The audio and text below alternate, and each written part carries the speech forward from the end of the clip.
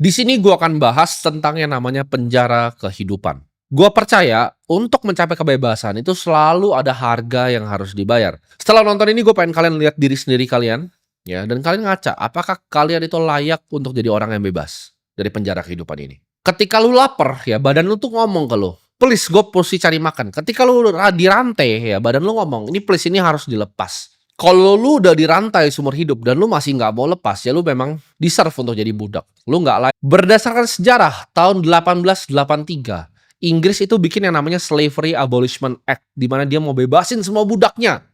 Negara yang bayar, ya budaknya semua bebas. Dan ini menghabiskan 40% dari budget negara waktu itu. Dan hutang Inggris saking banyaknya untuk Slavery Abolishment Act ini, itu baru lunas, lu tahu tahun berapa? Ini 1833 dia bikin. Untuk bebasin semua budak Inggris, dia lunas bayar utangnya 2015. Dari 1833 ke 2015 kan tuh pajaknya banyak sekali yang dipungut oleh warga Inggris. Jadi untuk bebasin budaknya, dia bikin sistem perbudakan pakai kredit lagi. Jadi budaknya tuh nggak pernah bebas gitu lucunya ya. Budaknya tuh nggak pernah bebas gitu lucunya ya. Jadi lu bebasin budak 1833, baru lunas tuh 2015, ngaco itu ya.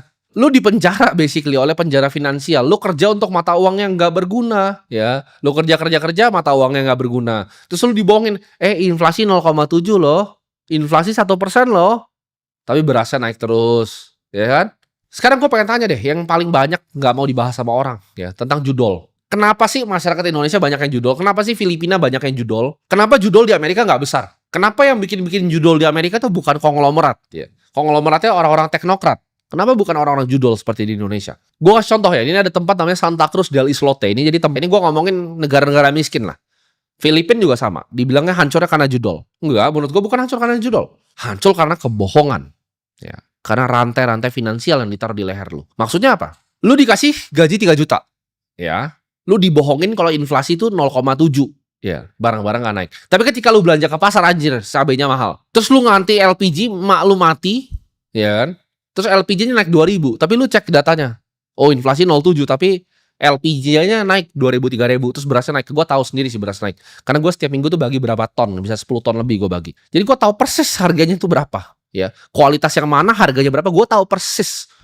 Karena gue biasanya gue ngabisin semua gitu. Pengepul-pengepul yang di sini gue ambil berasnya buat gue bagiin. Gue tahu persis harganya berapa. Terus itu berani-beraninya gitu. Mereka bilang itu 0,7. Itu menurut gue sih gak berguna, bekerja, ya. Inflasinya dibohongin, angka kemiskinan dibohongin juga. Coba gue tanya, apakah lu gak dipenjara di kehidupan ini ketika gaji lu tuh gak naik dan makanan lu naik? Ini sederhana, pertanyaan sederhana loh. Lu dipenjara gak? Gaji lu gak naik, makanan lu naik. Tapi dibilang gak naik ya, lu yang goblok. Lu di gaslight gitu loh. Enggak, ini nggak naik loh, makanannya nggak naik loh. Datanya nggak naik, 07 datanya 07 nggak naik bulan ini.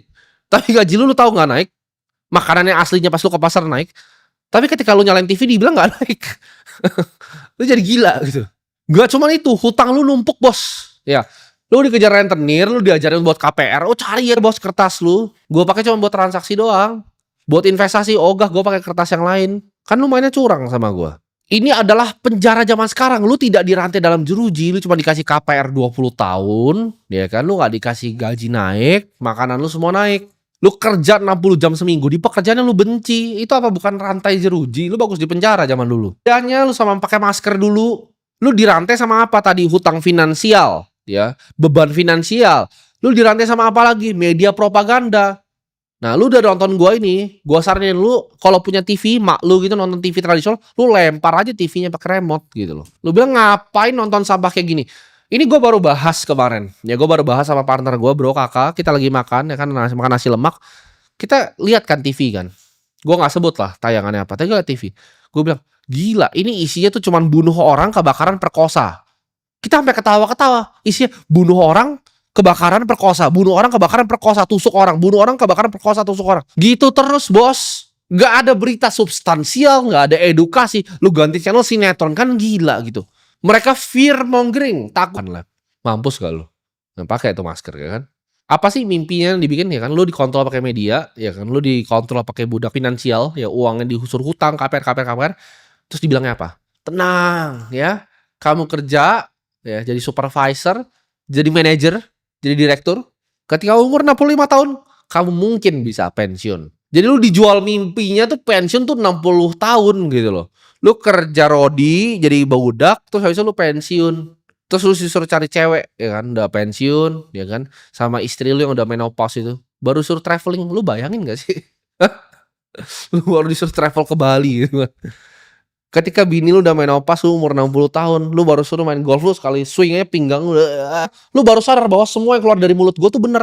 Gua bukan orang yang menentang ini baru-baru. Lu tanya teman-teman gua ketika 2020 penyakit setan itu keluar, apa yang gua lakukan? Gue pertama kali ngeliat orang tuh ada di TV. Nah, ini bahkan ada di TV tuh. Ingat nggak lu semua? Di sini awal-awal TV itu ada orang kejang-kejang, gitu. Orangnya mana? Gue tanya, ayo. Masa flu bisa bikin kejang-kejang? Mana orangnya? Dramatis kan, terus disorot pakai kamera. Gua kan orang kamera.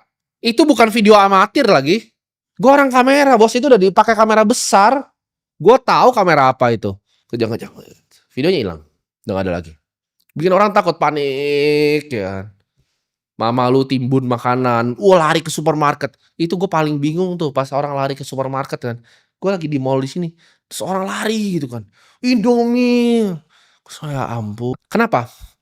Pengkondisian dari dulu, dari zaman sekolah. Permisi Bu Guru, saya mau pipis. Itu apa sih? Hah? Ada belnya. Teng tong, udah saya. Itu tuh nggak bel tuh buat apa? Itu bel pabrik, bos.